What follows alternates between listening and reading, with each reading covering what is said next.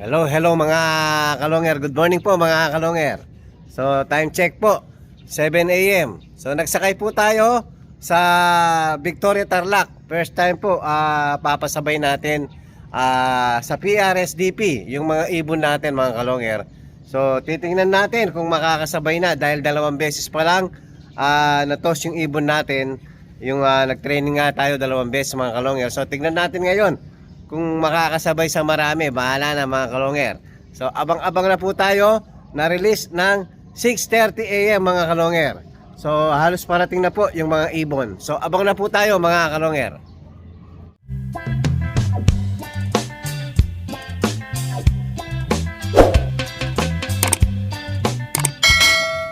Hello mga kalonger. Ayan po yung ano natin, no? Yung pang winter na natin. So sila po yung natira ngayon. Tapos pinalabas na natin after 1 week po. Doon natin pinalabas yung mga ginamot natin last week. So okay na po silang lahat. Ayan, oh. Dahil sobra po lakas ng hangin rito. So ngayon ang ginagawa natin mga kalonger, parang umaga na lang natin papawalan muna. Ay papaviewing muna dito mga kalonger. Dahil pag patanghali na, sobrang lakas na po ng hangin. Yun nga, yun ang pinagmumulan ng one eye cold nila. Sa sobrang lakas ng hangin tapos biglang mainit ang panahon. So ngayon po, wala na, okay na po sila lahat. Wala pa tayo mga kalonger, kasalukuyan natin nag-aabang. Ito mukhang buntis na naman to, oh. Yan ang problema sa mga hen pag matured na. Laging nabubuntis. Tapos ito yung nabali yung paa. So linagyan natin ng stick. Ngayon okay na po, oh. Nagdugtong na yung niya. Ganda ng pagkadugtong. So abang na tayo mga kalonger. Wala pa rin tayo. Pero meron ng mga ilan na dumadaan. Hello mga kalonger. Mukhang meron na tayo. First bird natin si Red Cheek.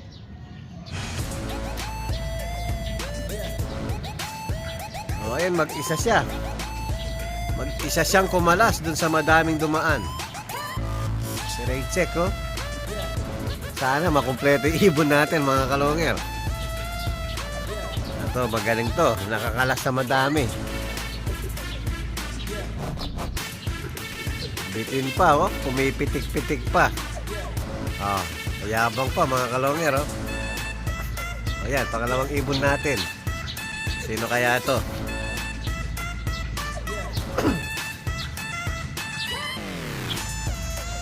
Yun, checkered. Pumipitik din.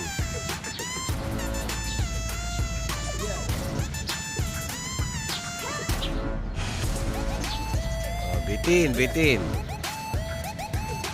Palagay ko ito yung na-late kahapon, eh. Meron tayong isang naiwan kahapon, eh. Oh, bitin pa rin. Dive na.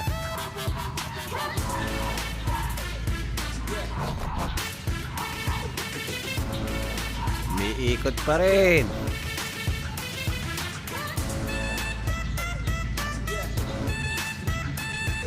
Kawawa yung isa natin. Sayang mga kalonger. Paborito ko pa naman yung naputol ang paa. Ang hirap magpaborito sa mga alaga natin. Oh, bitin pa rin. Yun. Oh, pasok. Yung parang yung checkered natin yung galing sa baliling. Oh, pasok.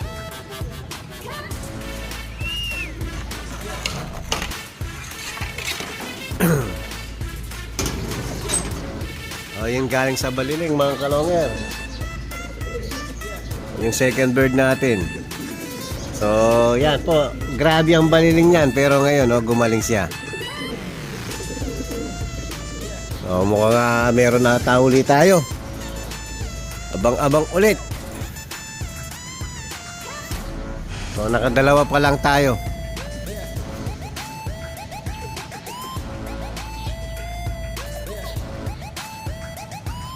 Meron tayo. Ayan, pangatlong ibon natin.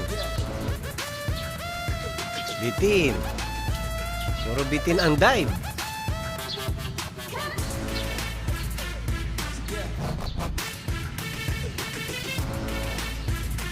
Yun. Kapatid nung naputol ang paa, mga kalonger.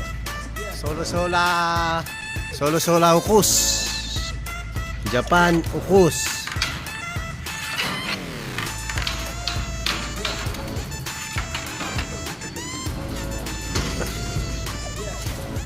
Ay hindi, si Dagul. Galing din po sa Baliling yan. Si Dagul pala. Kala ko si Solo-sola ukus. Oh, yan, oh. Galing din sa Baliling yan. Grabe din yan. Oh, mukhang meron na naman. Pangatlo natin ibon si Dagul. Ayan. Oh, meron tayong pa-dive. Sakto. Yung hen na sinama natin na laging nangingitlog. Mukhang magaling to, ha. Oh, pasok.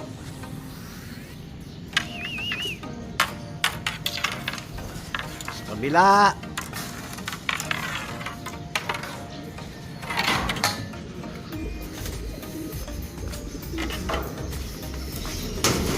Magaling ka. Itlog ka ng itlog. Ayan. Nasama ka tuloy sa training. O, naghahanap ng tubig, mga kalonger. Mayang konti. Para sabay-sabay na kayo. So, abang ulit, mga kalonger. O, yan. Meron na naman tayong parating. Mukhang 3. Bitin. So, ang pinasakay natin, mga kalonger, 8 po. So may 4 na tayong dumating. Plus 3. So isa na lang. Sino yung wala? Pasok. Pasok.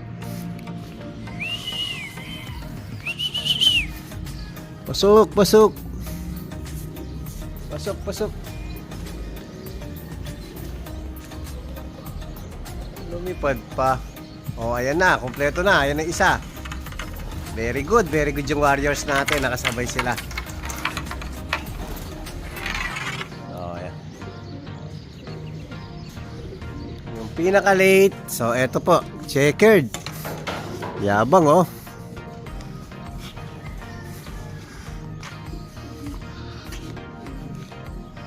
Very good. Kompleto yung pinasabay natin. So, isasabay na natin uli sa susunod na toss para nakakapag-abang tayo mismo. Mahirap kasi pag tayo yung nagtutos, hindi natin naaabangan yung mga warriors natin, mga kalonger.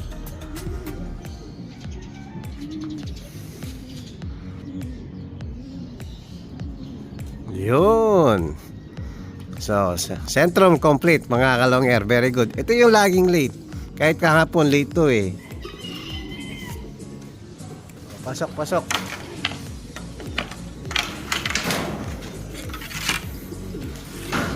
Ayan, mga kalonger, kompleto na po.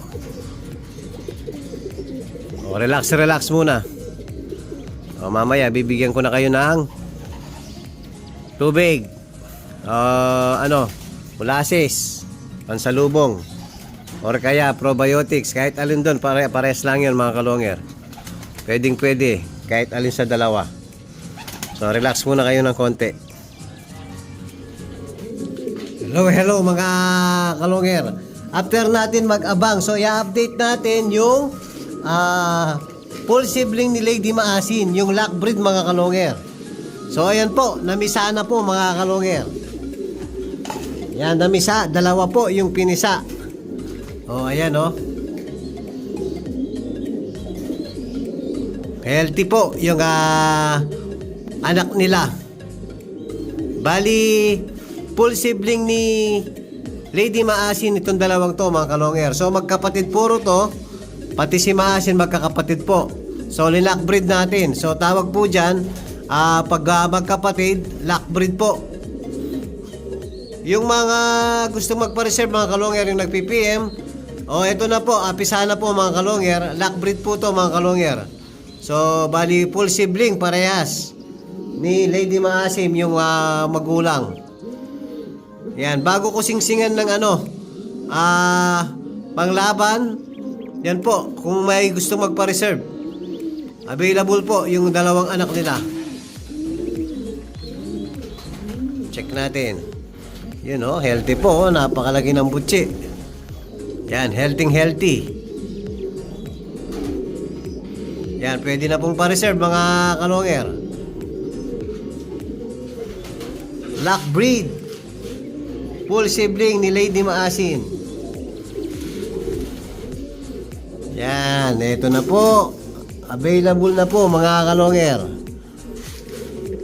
Tapos update tayo sa ibang breeder natin mga kalonger.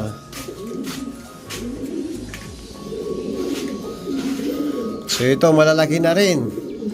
Yung dalawang anak ni R. Florison. Cross, solo-sola mga kalonger. Yan, parehas pula. Kahit anong ipares talaga kay R. Florison mga kalonger, pula lahat ang inaanak. So yan po, naka-club ring po yan ng PUF mga kalonger. So yung gustong mag-avail, pwede rin naman yan. Bali, R. Florison, cross, full sibling ni Solo-sola, Javier Clacker. So yan po yung update natin sa ibang breeder natin mga kalonger. At kung bago pa lang kayo sa aking channel, huwag kalimutan mag-subscribe, like and share at pakipindot na rin po yung notification bell, pag na rin po yung all para updated kayo sa mga bagong video natin. So yun lang po mga kalonger, maraming salamat po, keep safe and God bless.